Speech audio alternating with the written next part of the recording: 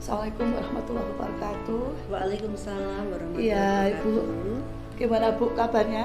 Alhamdulillah sehat Ibu. Alhamdulillah, masih berkaitan dengan pendidikan calon guru penggerak Iya, saya. iya. Terima kasih Bu atas dukungan Ibu selama Iya, ini. Nah, sekarang betul. ini saya tuh sampai berkaitan dengan eh, cara pengambilan keputusan Mhm. bagi seorang pemimpin. Ternyata banyak ya Bu Iya, masalah-masalah betul. yang Iya, dihadapi itu kan Bu ya. betul. Mana bisa mengklasifikasikan itu Bu, apakah itu bujukan moral ataukah dilema etika. Etika, Iya, bagaimana itu Bu? Ya, untuk masalah dilema etika dan Rujukan rujukan moral. moral itu kalau dilema etika itu kan sesuatu pilihan yang berat ya. Karena itu dua-duanya sama-sama sebenarnya untuk kebaikan kita semua ya, kebaikan untuk sekolah ya terutama ya.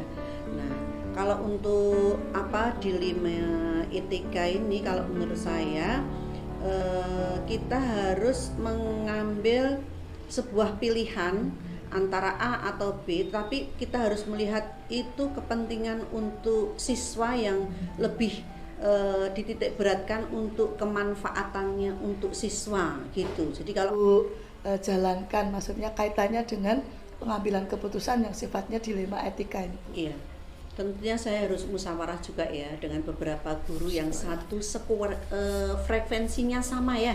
Kita harus bisa musyawarah dengan komunitas kita yang satu frekuensi. Jadi kita tidak usah diflorkan dalam sebuah forum yang luas, tapi forum kecil aja. Forum kecil guru-guru tertentu yang kira-kira bisa membantu untuk mengarahkan ke keputusan yang akan kita ambil. Jadi nggak usah banyak-banyak kita Bu, ambil. seperti itu berarti itu menurut Ibu lebih efektif gitu ya? Lebih efektif. Walaupun nanti akhirnya keputusan ada di tangan saya, tapi kan saya sudah minta beberapa pertimbangan, beberapa masukan dari rekan-rekan. Jadi tidak otoritas saya, tetapi akhirnya saya kan bisa mengambil kesimpulan. Kesimpulan saya yang membuat dari beberapa saran masukan itu saya akumulasi, saya simpulkan keputusannya seperti ini gitu. Tadi terutama saya kan mengambil masukan-masukan dulu, kemudian saya yang membuat kesimpulan begitu Bu Retno. Dalam hal ini Ibu ada penjadwalan khusus nggak Bu untuk penyelesaian masalah itu?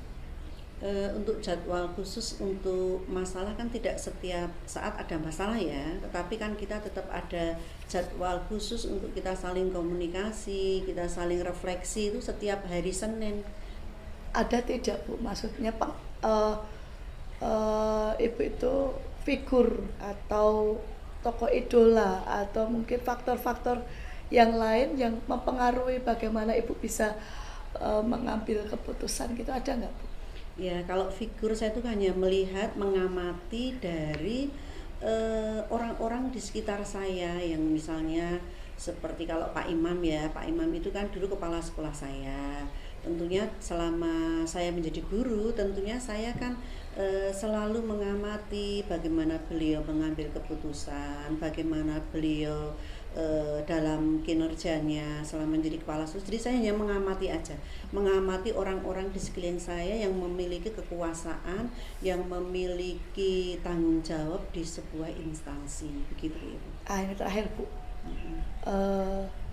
Ibu selama ini kan sudah mempunyai banyak pengalaman dalam memutuskan istilahnya penyelesaian masalah, apalagi berkaitan dengan dilema etika itu tadi ya Bu, hal yang sangat menarik. Memang kadang-kadang kita merasa ini benar, itu juga benar, tapi untuk skala prioritasnya.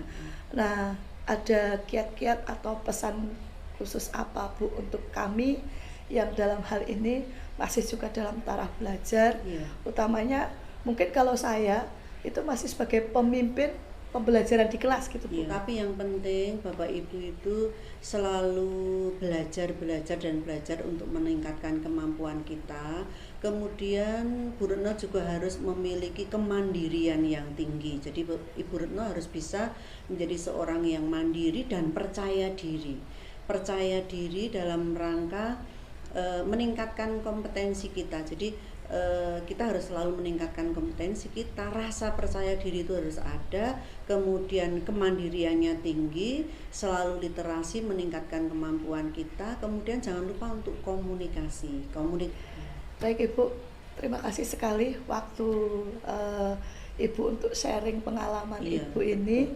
Saya mendapatkan banyak hal dari pembicaraan kita ini. Semoga ke depan saya juga seperti yang tadi Bu harapkan, karena kadang-kadang memang muncul keraguan-keraguan ketika kita mau menyelesaikan masalah, tetapi memang kalau sudah ada ini yang harus diprioritaskan, tadi Ibu menyampaikan prioritas nomor 1 murid untuk nomor 1. Terima kasih Ibu atas waktunya. Fatin, Assalamualaikum warahmatullahi wabarakatuh. Waalaikumsalam warahmatullahi wabarakatuh. Iya, saya datang ke sini bermaksud ingin belajar dengan Ibu berkaitan dengan tugas Ibu selaku pimpinan instansi di SMP Negeri 2 Magelang ini Bu. Permasalahan-permasalahan di sekolah itu kan banyak sekali ya Bu. Nah itu ada yang betul-betul menjadi dilema apa tidak Bu ketika mau mengambil keputusan gitu Bu? Gimana? Ya. Mengenai pengambilan keputusan utamanya apabila ada hal yang dilematis begitu ya, hal mungkin permasalahan di sekolah. Yang pertama tentu kita mencari informasi seluas-luasnya, mencari informasi baik dari yang bersangkutan yang bermasalah maupun dari pemantauan kita di pengelolaan sekolah. Ibaratnya kita ini punya mata 2, punya telinga 2 gitu ya, sedangkan mulutnya 1. Nah, artinya melihat, mendengar itu lebih banyak ya, jadi mendengar dari guru, dari siswa, dari orang tua ya, supaya kita lebih banyak wawasan. Kemudian juga mendapatkan berbagai informasi. Nah, kita punya gagasan, punya ide gitu, bagaimana langkah penyelesaian permasalahan. Jadi kita hadirkan pihak-pihak yang bermasalah tersebut, sembari kita klarifikasi ya, kemudian memberikan arahan, bimbingan, dan juga di samping itu kita meminta usul ya, meminta usul bagaimana ide pemikiran mereka untuk penyelesaian konflik atau masalah. Tetapi sebelumnya kita juga sudah punya kira-kira arahnya ke sana gitu. Jadi sudah punya apa yang akan kita arahkan itu ke satu tujuan, sehingga lengkap sekali yang sudah Ibu sampaikan ini kaitannya dengan pengambilan keputusan. Tidak salah sepertinya saya mengambil narasumber itu. Kemudian ini Bu yang menjadi tantangan bagi itu apa selama mau mengambil keputusan? Tantangan dalam pengambilan keputusan yang kami hadapi adalah yang pertama, dari luar sekolah itu sudah berkembang teknologi yang demikian pesat. Nah, maka tantangan kita adalah bagaimana mengupayakan agar kemajuan teknologi dan juga kemajuan informasi ya, tentunya tidak bisa lepas teknologi dengan informasi ya,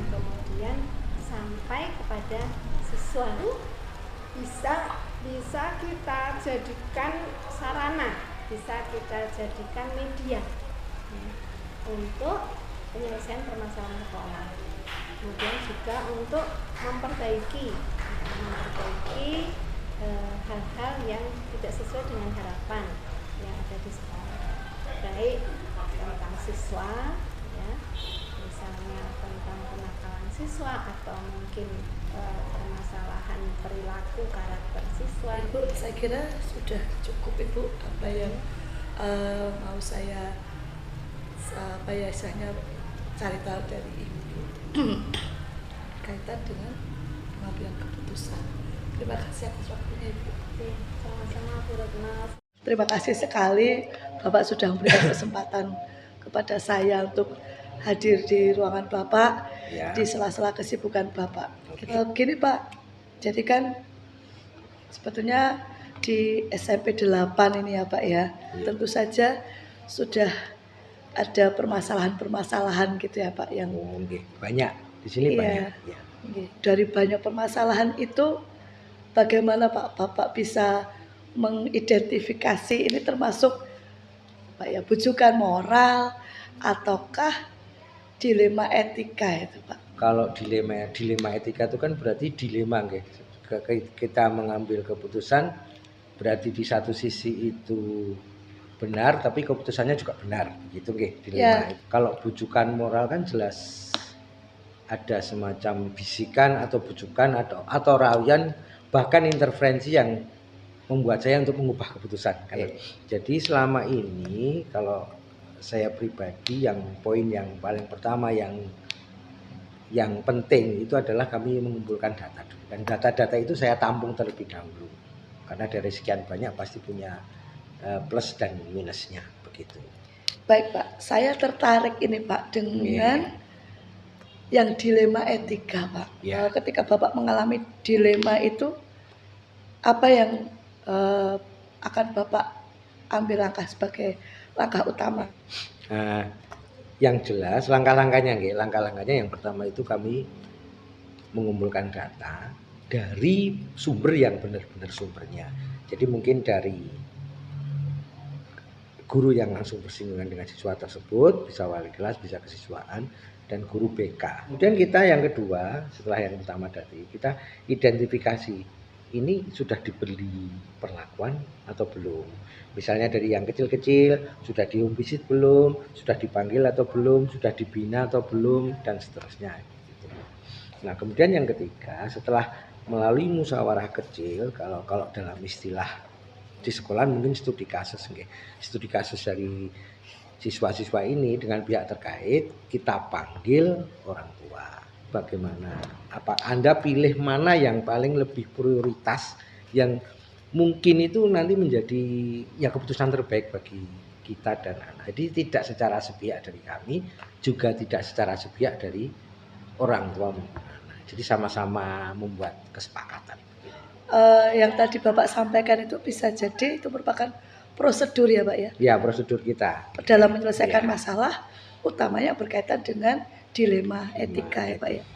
Jadi selama ini Pak dari pengalaman Bapak ya, itu yang Bapak anggap efektif dalam pengambilan keputusan pada kasus-kasus dilema etika itu yang seperti apa? Itu dari data kita komunikasikan ke pihak-pihak terkait, dan yang terakhir yang sangat penting itu sebenarnya komunikasi dengan orang tua. Bagaimana kita memahamkan ke orang tua bahwa ini solusi yang terbaik bagi kedua belah pihak.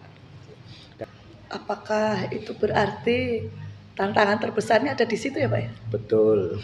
Dan itu satu lagi harus satu suara, tidak boleh nanti di luar guru pihak-pihak yang terkait ada yang komentar, ada yang mungkin tidak setuju dengan keputusan itu terus membuat kalimat-kalimat negatif, vibes negatif di luar itu tidak. Jadi kita tetap satu. Maka kenapa harus bertemu semua ya karena itu. Apakah Bapak itu ada jadwal khusus untuk penyelesaian suatu masalah? Misalnya begini Pak, dalam 1 minggu ini Bapak mau menyelesaikan masalah yang mana? Ada penjadwalan gitu nggak Pak? Kalau penjadwalan saya secara pribadi selaku kepala sekolah ke kesiswaan, ke wali kelas, ke BK itu ada. Tapi kalau untuk satu kejadian kasus tertentu terus harus saya jadwal secara tertulis itu tidak. Jadi kalau ada masalah sesegera mungkin kita selesaikan. Nah, ini Pak, apakah Bapak punya ini Pak, figur idola atau mungkin faktor-faktor khusus Ini. yang bisa dijadikan tolok ukur bagaimana saya harus menyelesaikan masalah gitu Pak? Oh, kalau itu pasti ada karena saya pribadi harus belajar dari pendahulu-pendahulu kami dan kami juga sering komunikasi dan saya juga kadang-kadang sowan tanya-tanya terutama dengan yang paling dekat yaitu guru-guru yang mungkin senior di sini. Tapi juga tidak 100% kita ambil kebijakan itu. Jadi saya saring yang bisa kita terapkan sekarang karena memang zamannya nggak sama dan saya tinggalkan yang memang tidak bisa diterapkan sekarang. Itu yang terdekat-terdekat. Kemudian contoh-contoh dalam kisah-kisah yang kita baca secara agama itu juga menjadi contoh. Misalnya Apa yang harus kami perkuat kaitannya dengan kalau kami kan tugas kami itu masih sebagai pemimpin pembelajaran, utamanya di kelas dan sebagainya. Iya. Seperti apa Pak? Jadi begini, ketika panjenengan nanti besok atau siapapun mengambil keputusan, jangan ambil dari satu sisi pribadi kita. Itu. Karena bisa jadi sisi yang lain itu menjadi pertimbangan. Jadi semacam ada pengamatan terlebih dahulu dari versi A bagaimana, versi B bagaimana, versi C bagaimana, versi kami bagaimana. Kita tampung data tersebut, baru kita seleksi satu persatu, kita skala prioritas, resiko mana yang mungkin, kalau kan setiap pengambilan keputusan kan pasti ada resiko mana yang paling minimal dan itu bisa diterima secara logis. Nah itu yang kita ambil, tapi dari satu sisi. Terima kasih sekali Pak. Sama-sama, Saya kira nggih. banyak hal yang bisa saya dapatkan pada kesempatan ini bertemu dengan Bapak. Sama-sama terima kasih, kami juga terima kasih karena ini menjadi bagian dari kami untuk sharing. Apalah gunanya kalau kita itu punya ilmu tapi nggak